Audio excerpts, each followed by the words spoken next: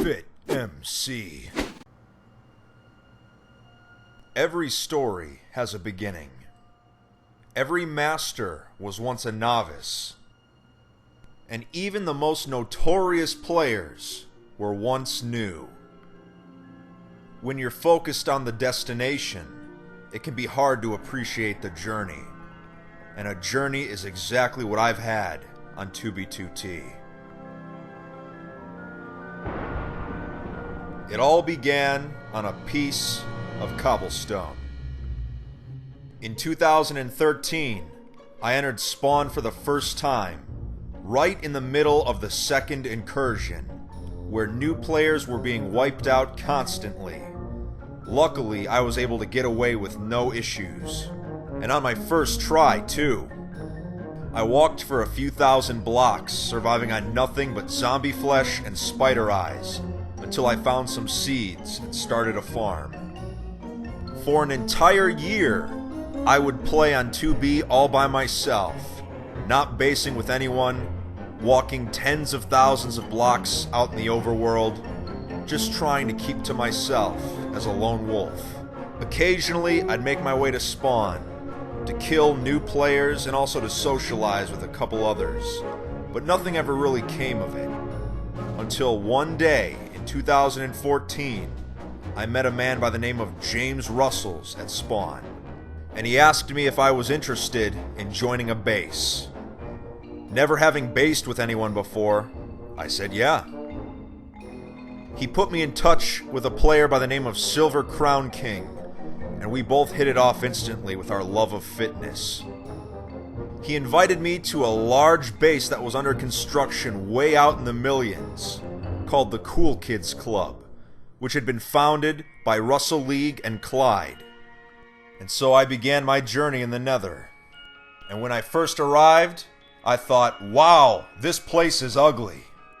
But still, I'd found a community of players that was actually working together, and I'd never seen anything like it at that time. The base was founded when Clyde and Russell League decided to walk as far away from Spawn in the Nether as they could, until they got bored. They then founded the base and slowly invited players over time. When I arrived, I found out that there were very ambitious plans for the base. Working together, we all decided we were going to build the biggest gold farm in the server's history. And to this day, no one has built one bigger than the one that was at the Cool Kids Club. It was a huge effort. Not only was the farm going to be the biggest in the server's history, but we were going to cover the entire thing with a giant pyramid. It was a massive undertaking that took a very long time. And on December 20th, 2014, we lit the portals. And the gold farm was so powerful, it lagged the server when we turned it on. Overnight, the Cool Kids Club had become a powerhouse in the 2B2T community, and yet it was still a secret, for now. The gold farm was able to manufacture a stack of god apples in under 20 minutes, which at the time was unheard of on 2B2T. In late 2014 and early 2015, 75% of the manufactured god apples were coming from the Cool Kids Club. Despite our wealth, our base had one major weakness. It was incredibly close to the highway axis in the Nether. Therefore, it was discovered on accident, and its coordinates were publicly leaked. I think you can figure out what happened after that. I took as many god apples as I could and I split. I made my way back to an old spawn base and set the record for first powered flight in the server's history. My design was the only airship that could actually survive the lag of 2B2T. James gave me the nickname of the pilot of 2B2T. After performing the first successful flyover of Spawn, I was contacted by the player and legend Sato. He knew I had just lost my home at the Cool Kids Club and asked me if I wanted to join him at Asgard II.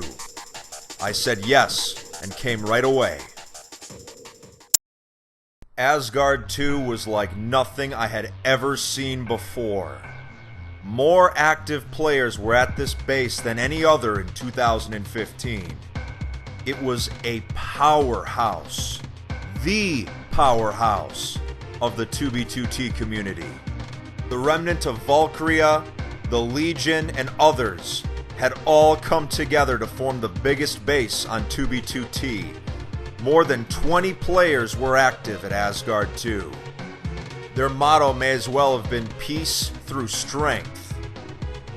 And the community knew that if Asgard II fell, people would be angry, and they would take their vengeance at spawn on anyone that got in their way.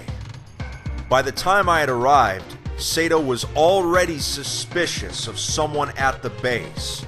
He was worried that someone was going to give up the coordinates. Still, we lived at peace for a few months.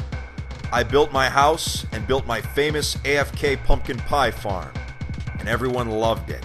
I must have crafted thousands of them. For the time being, I had a home, and I was perfectly happy where I was at. I had never seen so many players active at the same base at the same time. It was a wonderful time to be on 2B2T. There was peace, but unfortunately for me, it didn't last.